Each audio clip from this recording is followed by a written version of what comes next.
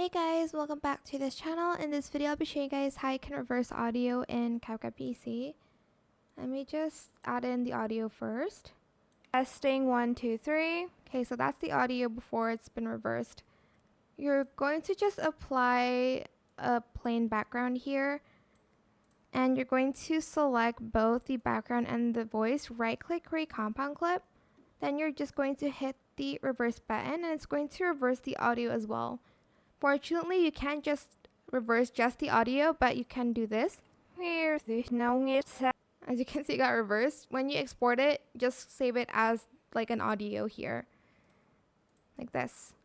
And that's how you can reverse audio in CapCut PC. Hope this tutorial was helpful for you guys.